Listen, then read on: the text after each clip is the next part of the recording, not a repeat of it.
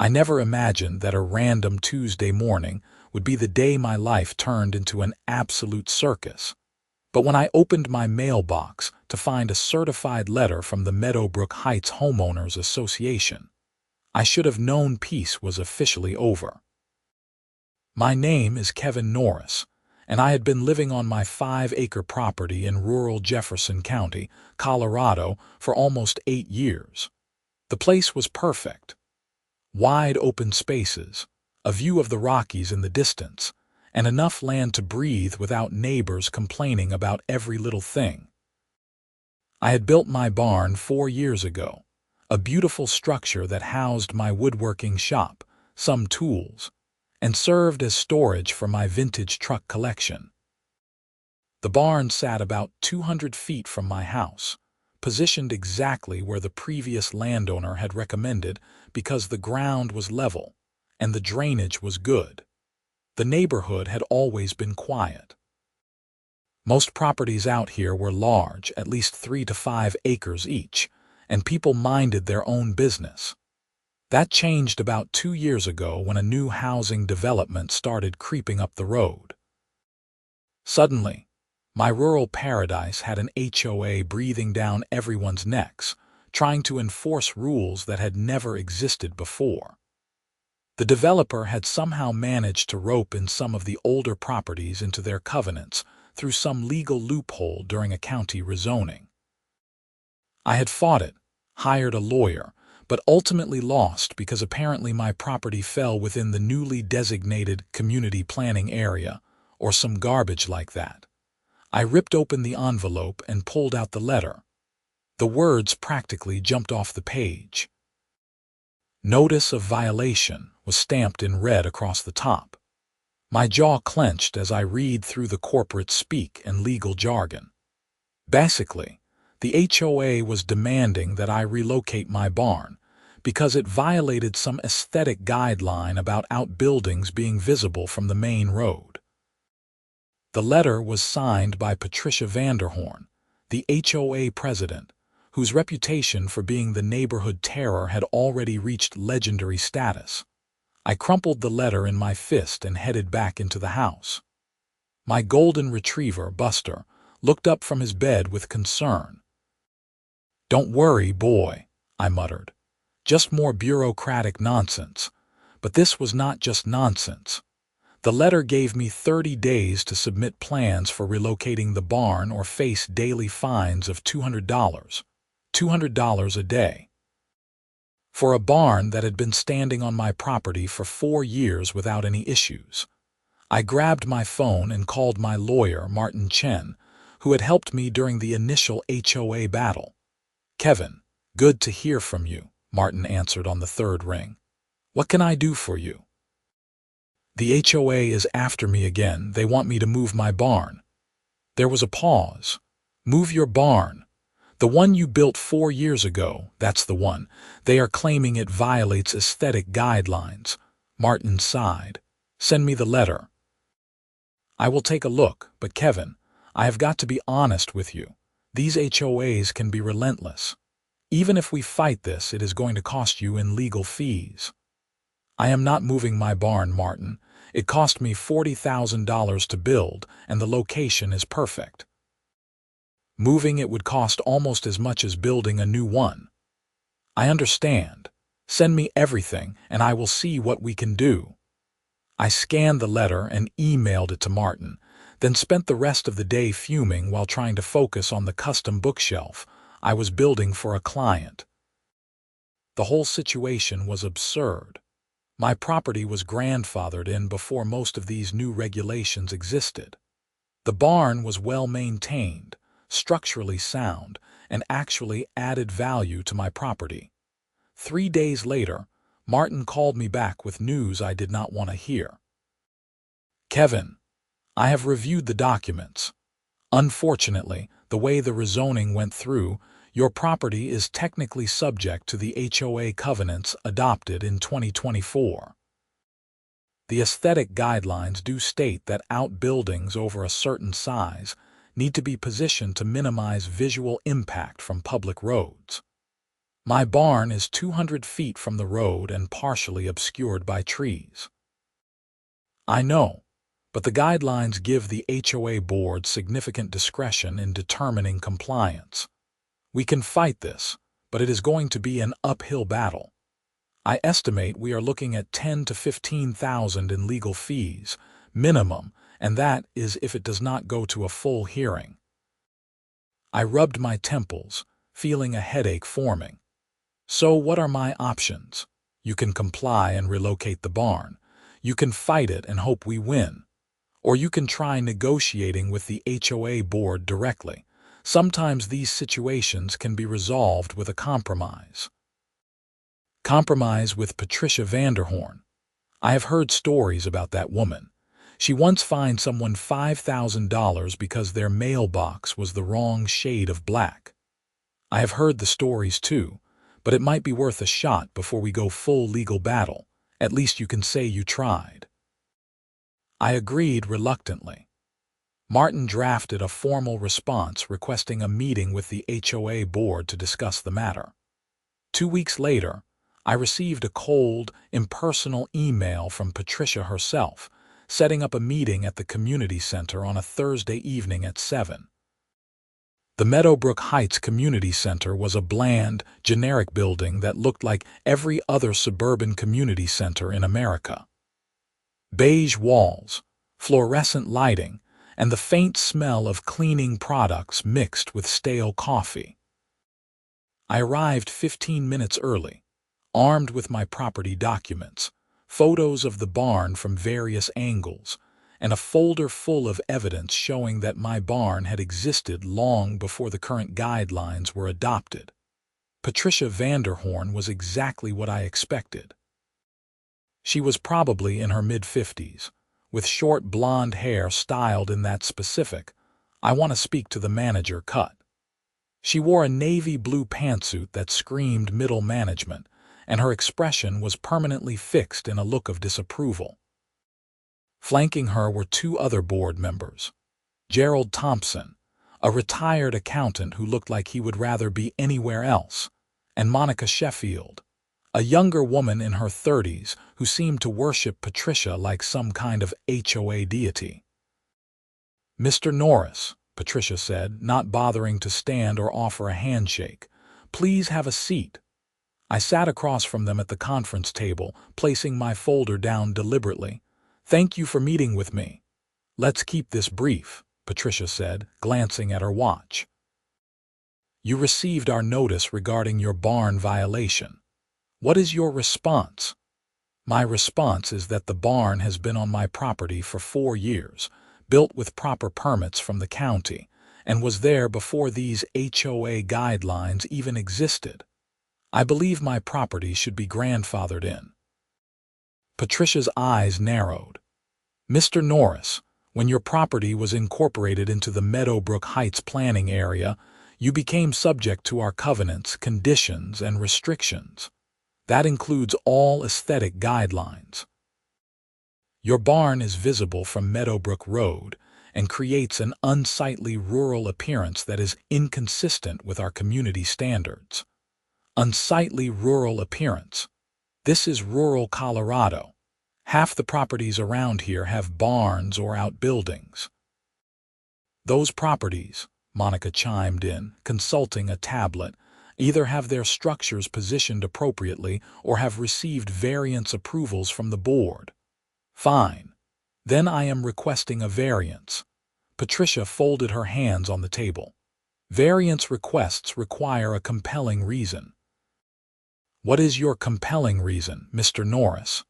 "The fact that my barn is already built, has been there for 4 years without complaints, and moving it would cost me nearly $50,000. That seems pretty compelling to me." "Cost is not a valid reason for a variance," Patricia said flatly. "The aesthetic integrity of our community is paramount. Property values depend on maintaining consistent standards." I felt my blood pressure rising.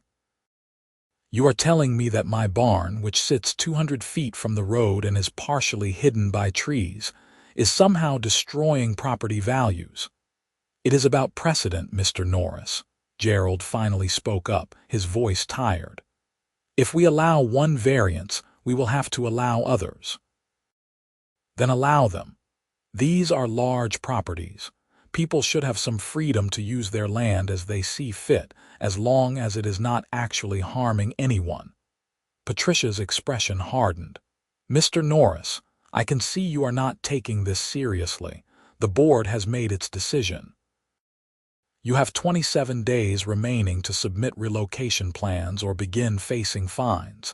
This meeting is concluded. You have got to be kidding me. I assure you, Mr. Norris, I do not kid about HOA matters. Good evening. I gathered my folder and left, shaking with anger. The entire meeting had been a waste of time. Patricia had no intention of negotiating or compromising. This was about power and control, nothing more. Over the next week, I tried to calm down and think rationally. Martin advised me that fighting the HOA would be expensive and time-consuming, but he also thought we had a decent argument about the grandfathering issue. I was torn between the principle of the matter and the practical reality of what it would cost. Then something happened that changed everything. I was out working in the barn one Saturday morning when I heard a vehicle pull up. I walked outside to find a Jefferson County Utilities truck parked near my driveway. A man in a county uniform was walking around with some kind of electronic device, scanning the ground. "Can I help you?" I called out. The man looked up. "Morning. I am Tim Rodriguez with County Utilities. We are doing routine maintenance checks on the sewer lines in this area. Just need to locate the main line that runs through here." "Sewer line. I am on a septic system." "Right, but there is a main county sewer line that runs through this area. It was installed about 15 years ago when they were planning the development expansion. Most of it services the newer homes up the road. I did not know there was a sewer line on my property." Tim consulted a tablet. "Yeah, according to our records, the line cuts right through this section." He gestured vaguely toward the area where my barn stood. "Mind if I take some readings? I will stay out of your way. Go ahead." I watched as Tim walked around with his device, which apparently detected the underground pipe. He moved in a grid pattern, marking spots with little flags. My stomach started to sink as I realized where his flags were leading. Tim stopped right at the corner of my barn, then walked the perimeter, planting more flags. He frowned, checked his device, then looked at the barn. Sir, when was this barn built?" "About 4 years ago." "Why?" "Because according to these readings, the main sewer line runs directly underneath it. Like, right under the foundation." I stared at him. "What?"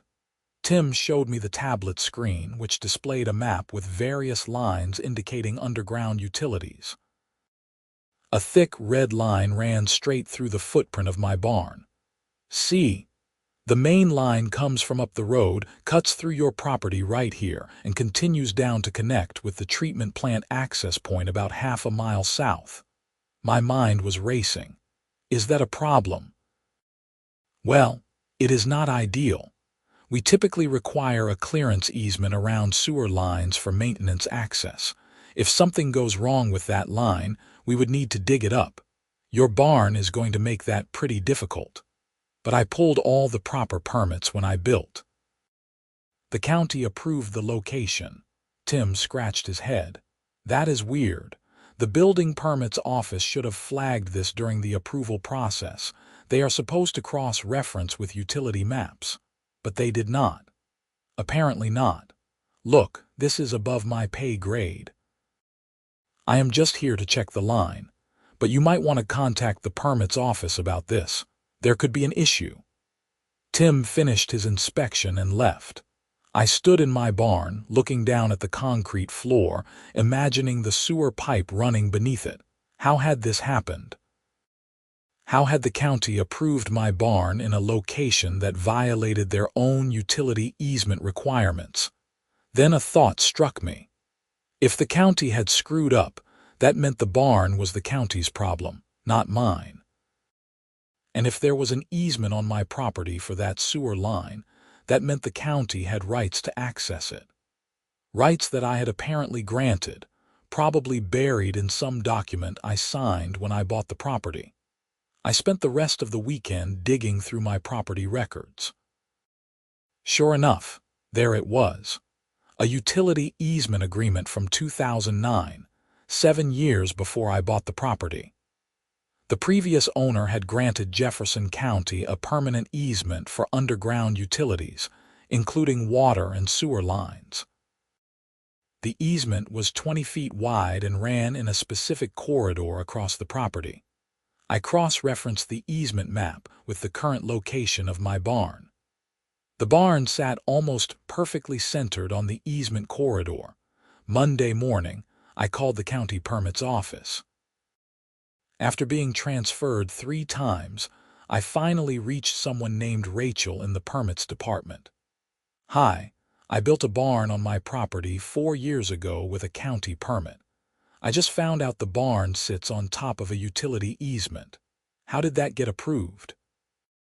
Rachel asked for my address and permit number. I heard typing. "Okay, I've got your file. Let me check the notes. That is odd. There is no record of a utilities review in the approval process. Isn't that required?" It definitely is. Every building permit is supposed to be cross-checked against utility maps and easements. It looks like there was a processing error. Your application went through during a system transition. Some applications did not get the full review they should have. So the county made a mistake. It appears so. I am really sorry, Mr. Norris. This should not have happened. What does this mean for my barn? I am not sure. You would probably need to speak with someone in the legal department.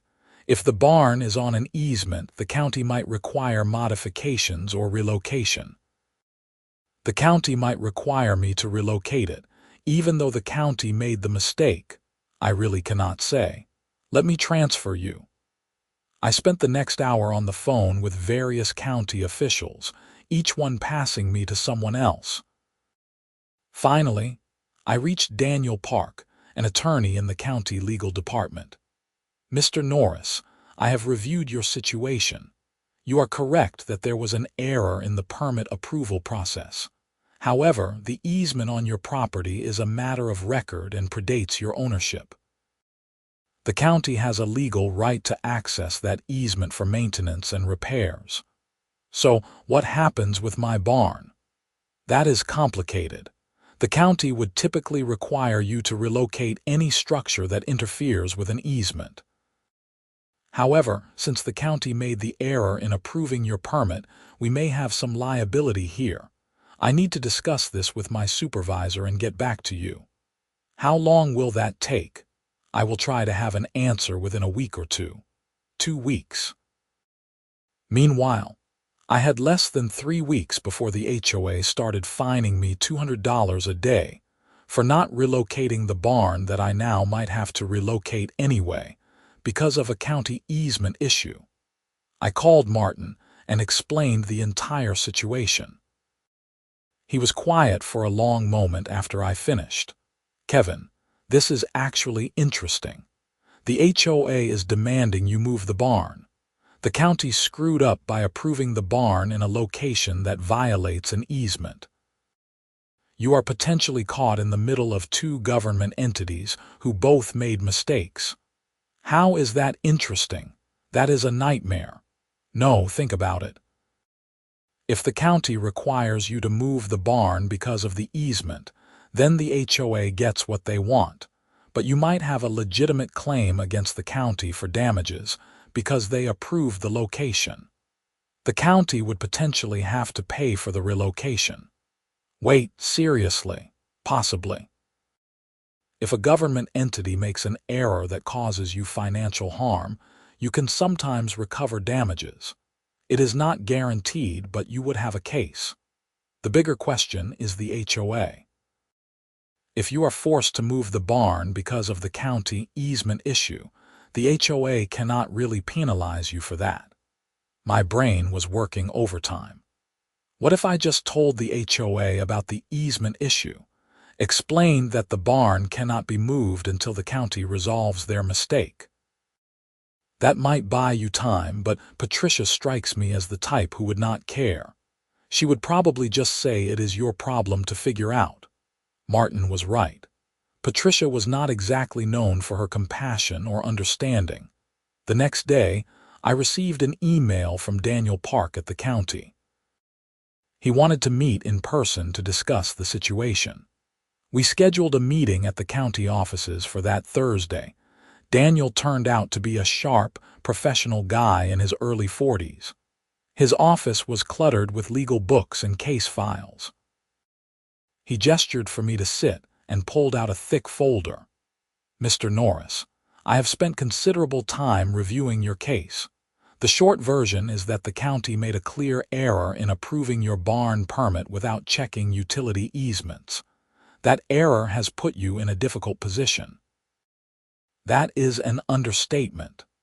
The county is prepared to take responsibility for this mistake. We can offer you 3 options. First, we can pay to relocate your barn to a location on your property that does not conflict with the easement. Second, we can pay you fair market value for the barn and you can rebuild elsewhere at your own discretion. Third, we can negotiate a modified easement agreement that allows your barn to remain in place with certain conditions. I sat forward. What kind of conditions? The barn would need to be built in a way that allows access to the sewer line if needed. That would probably mean installing access panels in the floor and ensuring the foundation does not interfere with pipe access.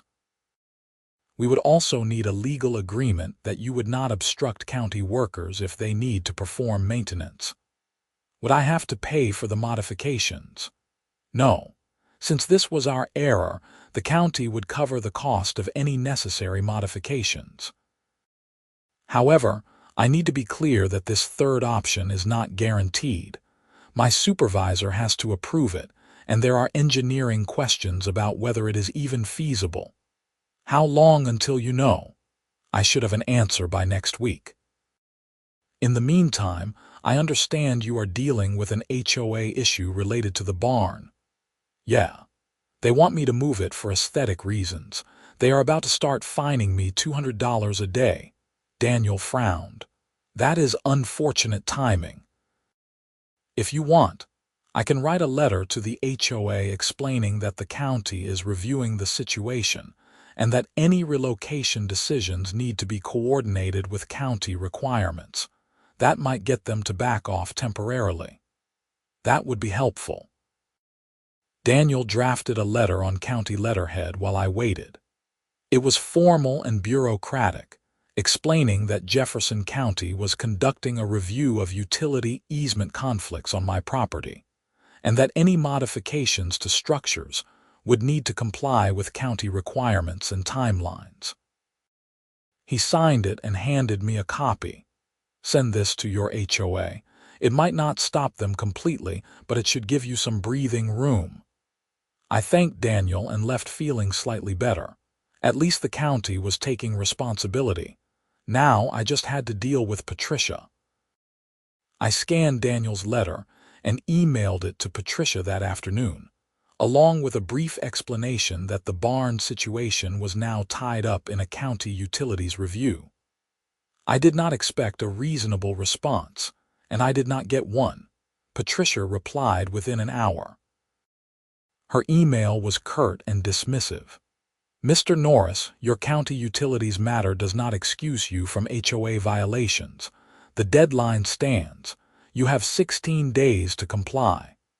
I showed the email to Martin, who was not surprised. "Like I said, she does not care. We need to respond formally. I will draft a letter explaining that you are complying with county requirements and that the HOA needs to coordinate with the county if they want the barn moved. Will that work? It will create a paper trail. If they try to fine you, we will have documentation that you were acting in good faith and dealing with legitimate government requirements." Martin sent his letter to the HOA board. Patricia responded with another cold email stating that the board rejected our argument, and that fines would begin as scheduled if I did not submit relocation plans within the deadline. I was running out of time and patience. The stress was affecting my sleep and my work. I could not focus on my woodworking projects, and I kept snapping at people for no reason. Buster could sense my tension and stayed close, offering the kind of unconditional support only a dog can provide. 10 days before the HOA deadline, I received a call from Daniel Park with potentially good news. Kevin, we have got approval for option 3. Engineering reviewed the situation and determined that we can install access panels in your barn floor without compromising the structure. The county will pay for the work, which we estimate will cost around $12,000. We will need you to sign an agreement allowing county access for maintenance and agreeing to the modifications. Relief washed over me. Yes, absolutely. When can we start? I can have the agreement ready in a few days. Once you sign, we will schedule the work. It should take about 2 weeks to complete. 2 weeks. The HOA is going to start fining me in 10 days. About that, I spoke with our county supervisor. The county is prepared to send a formal notice to your HOA explaining that the barn must remain in its current location due to easement requirements, and that county modifications are underway. We can also note that the barn's location was approved by the county and that relocating it would violate the easement access requirements. Wait, are you saying the barn cannot be moved now because it is on the easement? Well, technically, once we install the access panels and incorporate the barn into our maintenance plan, moving it would disrupt the easement access system. So yes, in a sense, the barn would need to stay where it is for utility access purposes. I could not believe what I was hearing. The HOA wanted me to move the barn. The county had screwed up by approving it on an easement, but now the county was going to modify the barn to accommodate the easement, which would make moving it a violation of county requirements. Daniel, I think I love you. This is perfect, he laughed. I thought you might appreciate the irony. The county will send that formal notice to your HOA within 48 hours. In the meantime, try not to worry. You are doing everything right. I hung up feeling better than I had in weeks. Patricia Vanderhorn was about to get a very unpleasant surprise. 2 days later, Patricia received the formal notice from Jefferson County. I know this because she called me within 20 minutes of getting it, and she was furious. Mr. Norris, what kind of game are you playing? No game, Patricia. The county made an error when they approved my barn. Now they are fixing that error by incorporating the barn into their utility maintenance system. This is unacceptable. You deliberately built your barn on an easement to avoid HOA compliance. I built my barn 4 years ago with a county-approved permit. I had no idea there was an easement conflict until last month. This is not some conspiracy. The HOA board will not accept this. We will be consulting with our own attorney. You do that. My attorney says I am in full compliance with all county requirements. If you want to fight the county over utility easement access, be my guest. Patricia made a strangled noise and hung up. I allowed myself a small moment of satisfaction. 3 days later, I signed the agreement with Jefferson County. The county sent a work crew to my barn the following week. They carefully cut access panels into the concrete floor in 3 locations, installed heavy-duty removable covers, and added markers indicating the location of the sewer line. The work was professional and minimally invasive.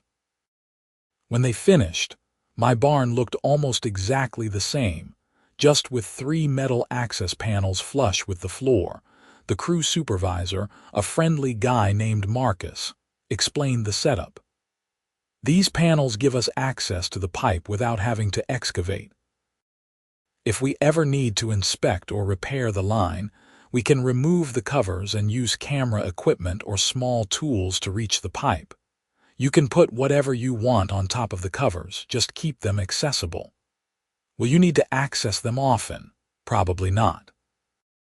Maybe once every few years for routine inspection. We will give you advance notice unless it is an emergency. Fair enough. Marcus had me sign a completion certificate, and the crew left. I now had an officially county-sanctioned barn sitting on a utility easement with required access panels. The barn was now part of the county's utility infrastructure maintenance plan. I emailed Patricia a copy of the completion certificate, along with a polite note explaining that the barn modifications were complete, and that the structure was now required to remain in its current location, per county utility requirements. Patricia's response came 2 hours later, and it was not polite.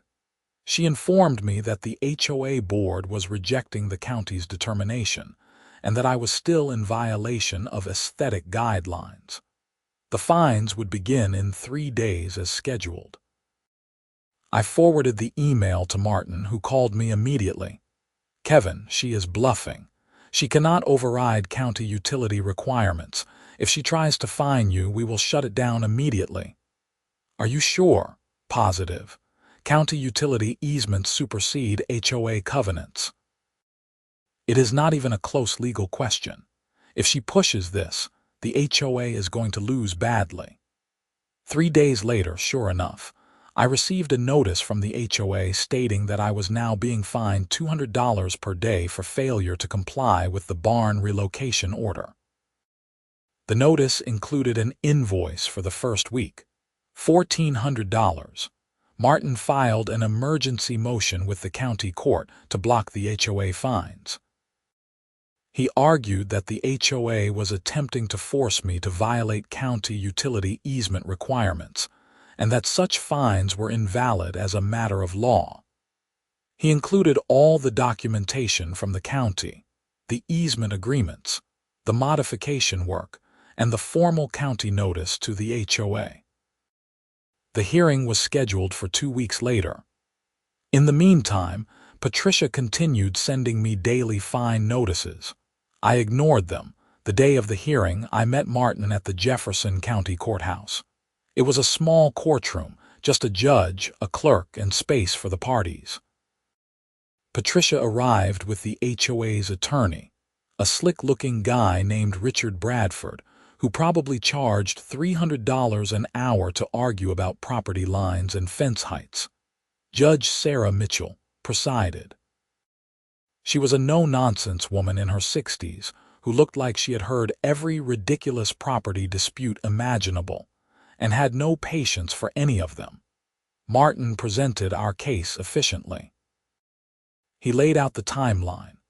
My barn construction 4 years ago with proper county permits, the recent discovery of the easement conflict, the county's acknowledgement of their error, the modification agreement, and the county's formal determination that the barn needed to remain in place for utility access purposes.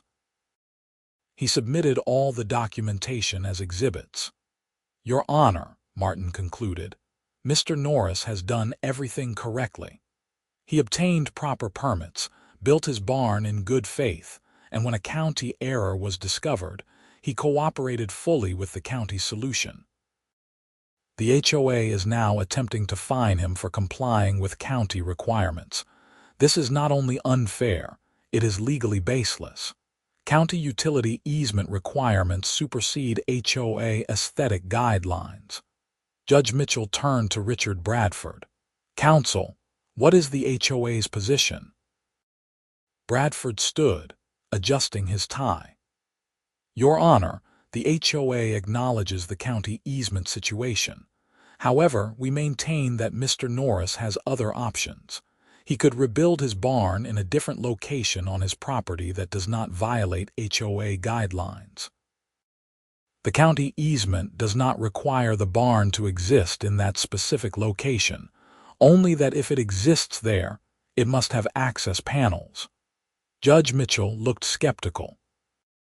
So your position is that Mr. Norris should spend $50,000 to move a barn that the county has officially incorporated into its utility maintenance system.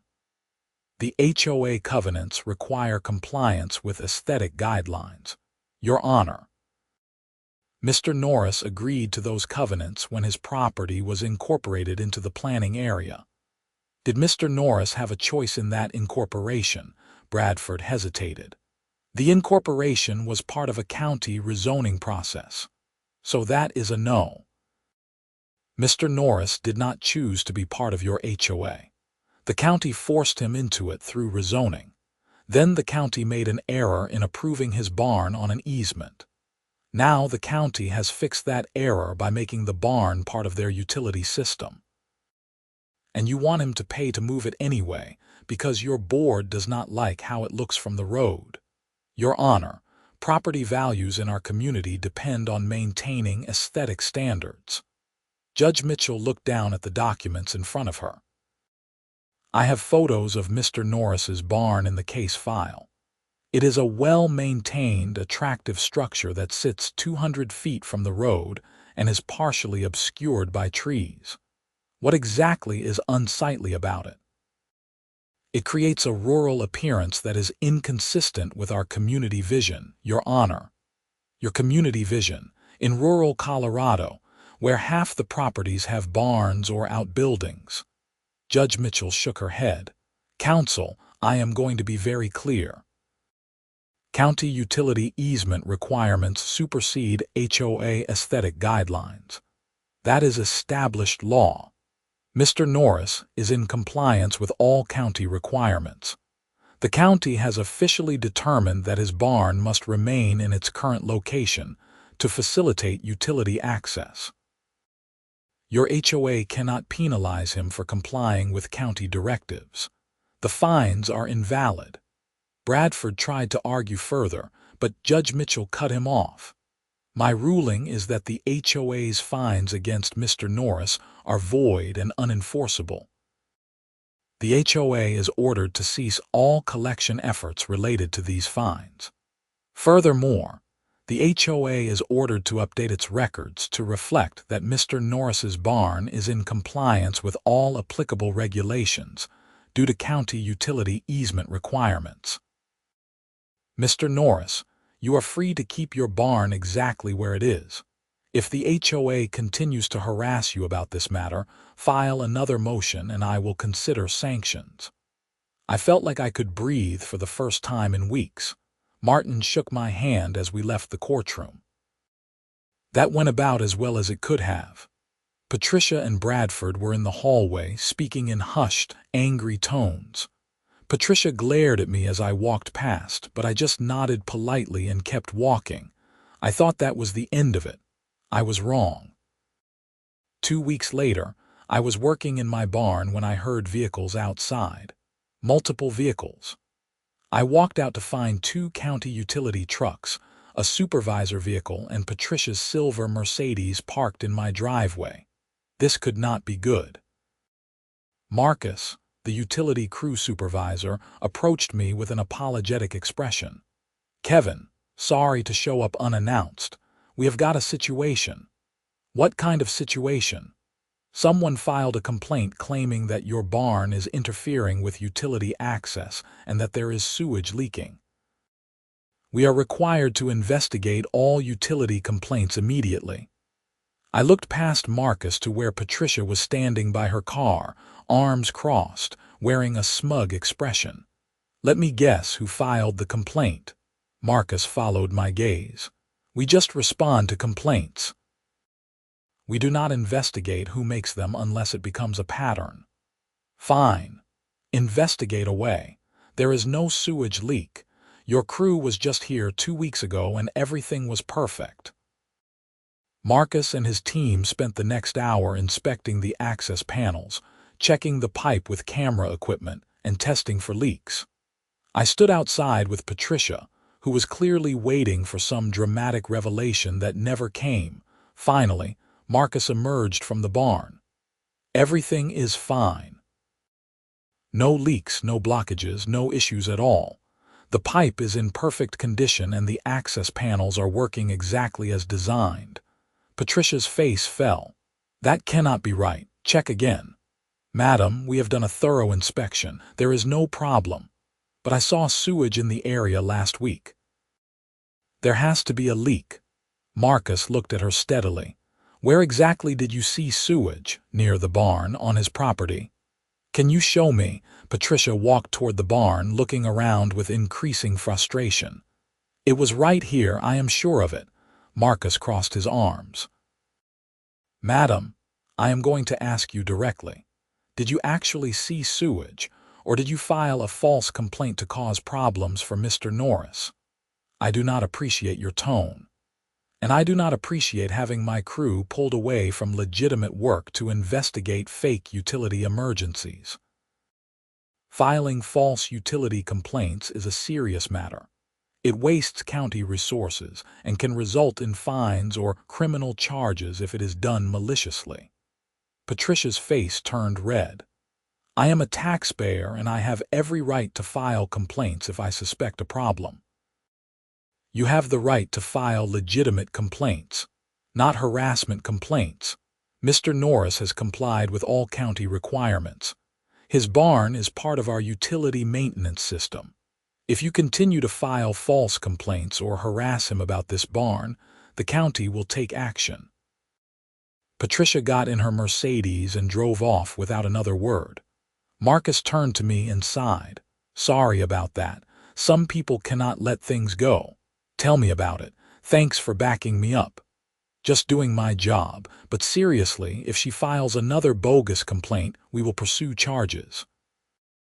The county does not mess around with people who abuse the utility reporting system.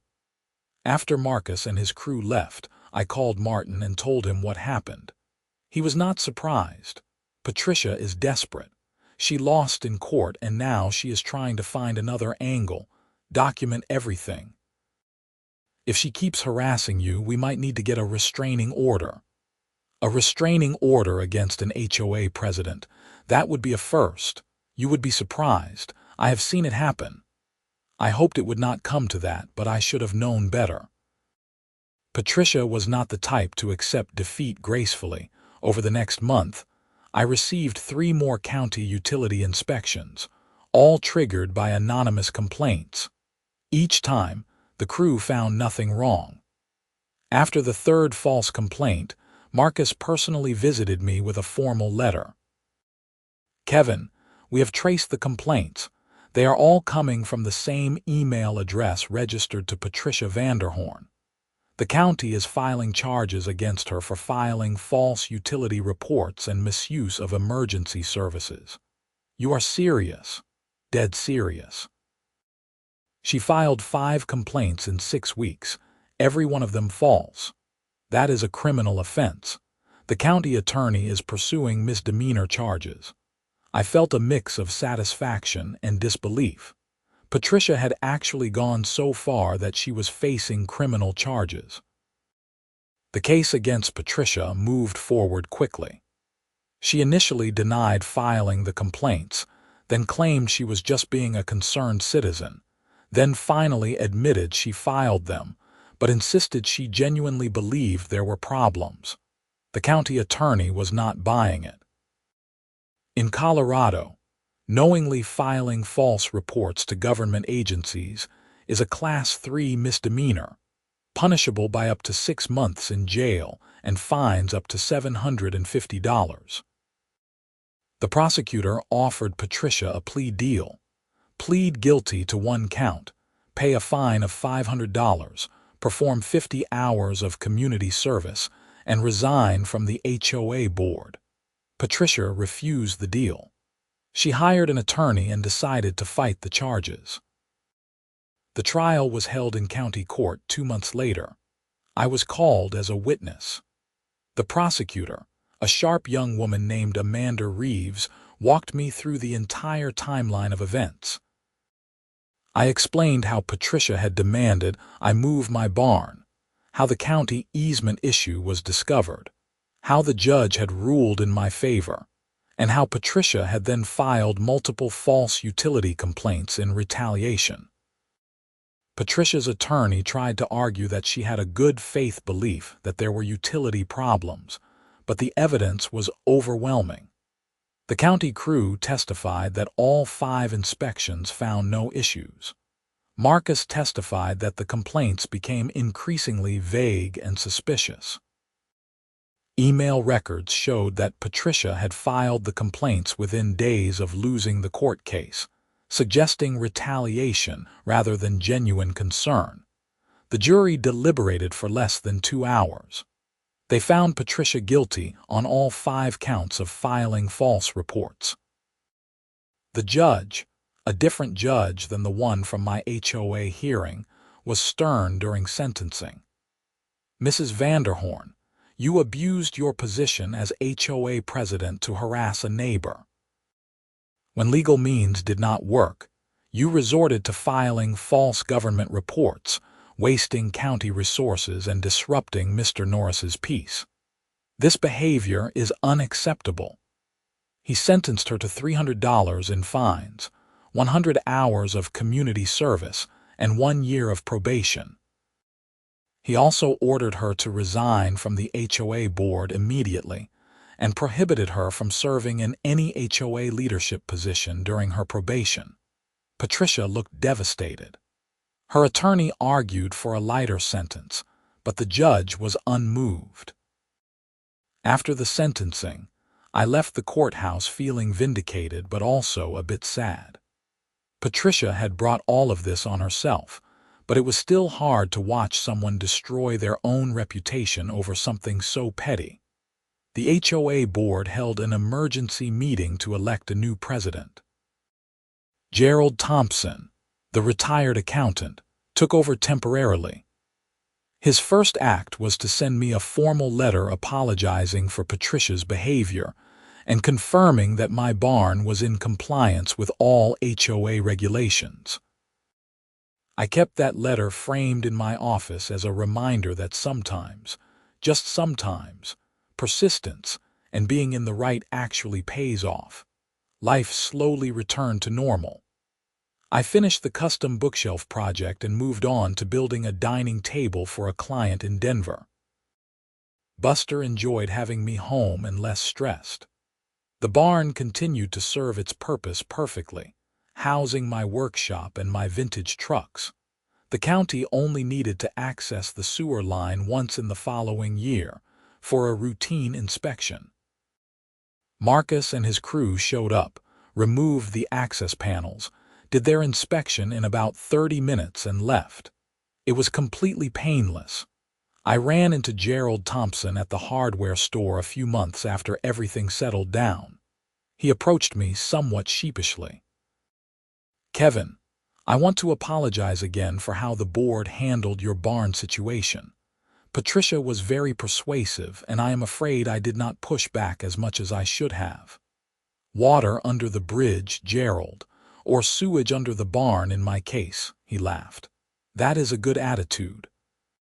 For what it is worth, we have made some changes to how the board operates. We are trying to be more reasonable about enforcement and more willing to work with residents." That is good to hear. The whole situation with Patricia was embarrassing for the community. A lot of residents were upset about how you were treated. Several people have told me they were considering leaving the HOA if they could. People cannot just leave an HOA, can they? Not easily, but there are legal processes. It would require a majority vote and county approval. Some folks were serious enough to look into it. I had not realized my situation had created such a stir in the community. I was just trying to keep my barn. I know, and you were absolutely right to fight. Patricia turned it into a personal vendetta and it cost her everything. She and her husband are actually moving. Too much embarrassment to stay. I felt a pang of something, not quite sympathy, but recognition that Patricia's life had been genuinely derailed by her own stubbornness. "That is too bad," I said, meaning it at least partly. She made her choices. Anyway, I just wanted you to know that things are different now. If you ever have any issues with the HOA, come talk to me first. We will work it out like reasonable people." We shook hands and parted ways. It felt like a genuine new beginning for the community. About a year after the whole ordeal ended, I was featured in a local woodworking magazine. The reporter came out to my property to photograph my workshop and interview me about my custom furniture business.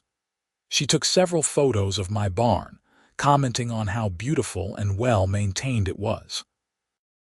"This is a fantastic workspace," she said, looking around at my tools and projects. "You are lucky to have such a great setup." "I am. I fought pretty hard to keep it."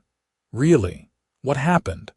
I gave her the short version of the HOA saga. Her eyes widened as I described the easement discovery, the court battle, and Patricia's eventual criminal charges. "That is an incredible story. Would you be willing to let me write about it? I think our readers would find it fascinating." I hesitated. Part of me wanted to put the whole thing behind me, but another part felt like the story should be told, if only to warn other homeowners about HOA overreach.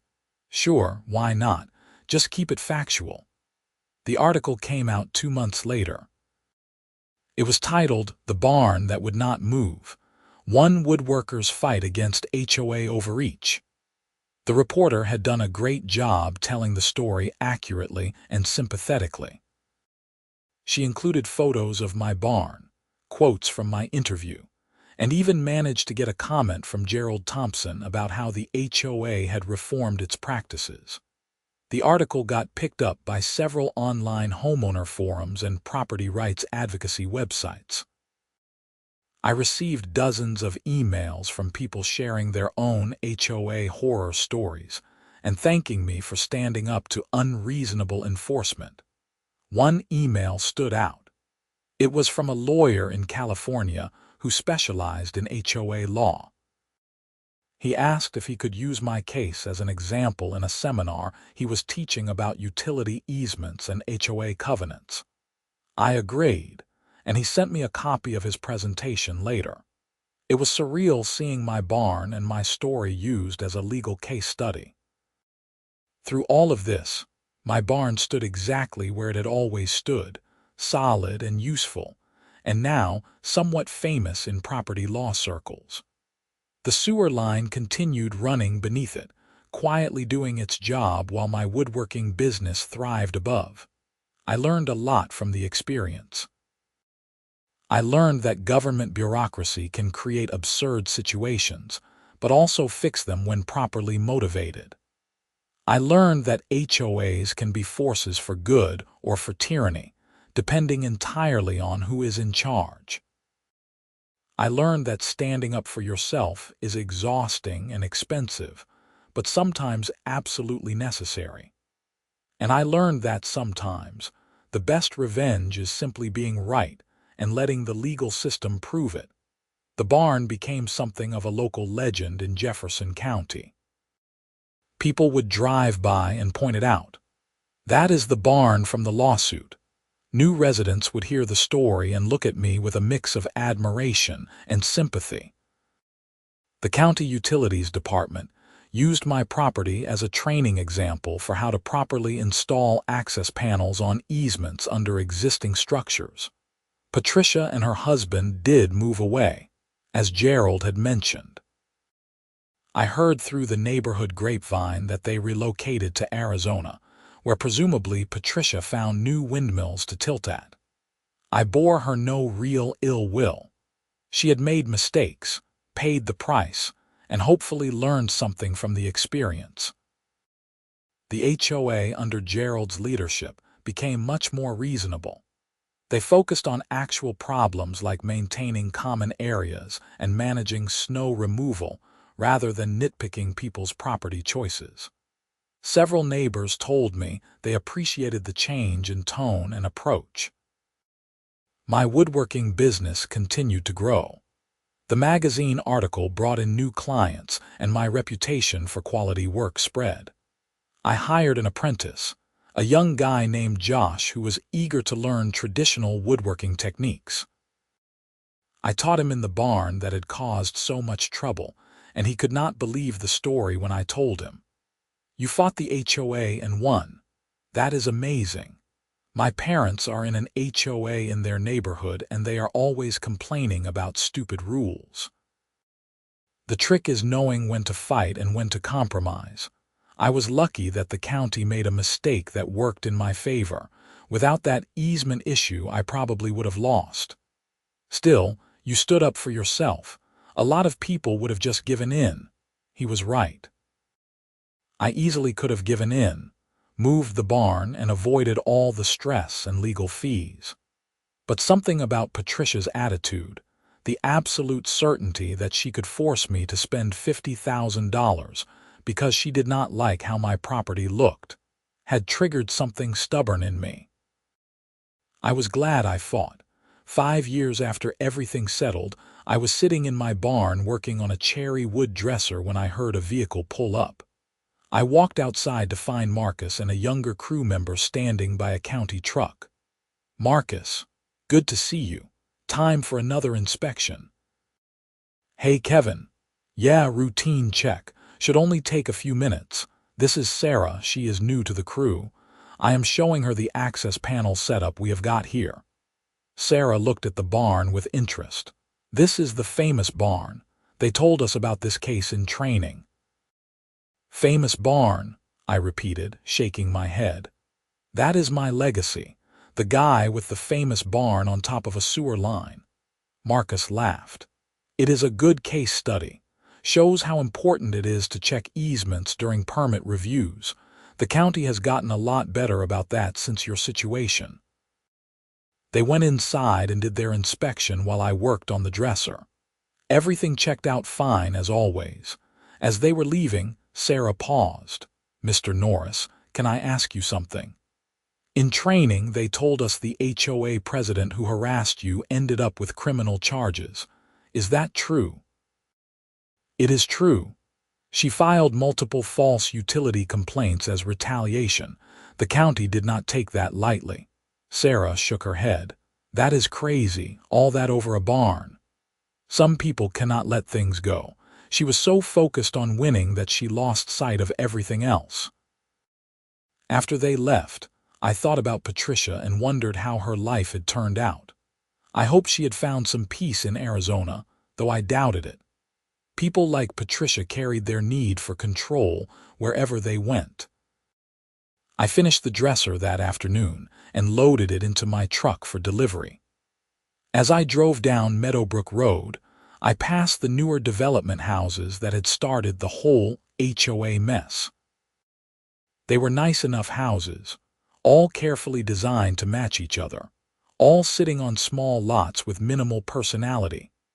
My property, with its 5 acres and its famous barn and its woodworking business and its dogs and its vintage trucks and its life, stood in beautiful contrast.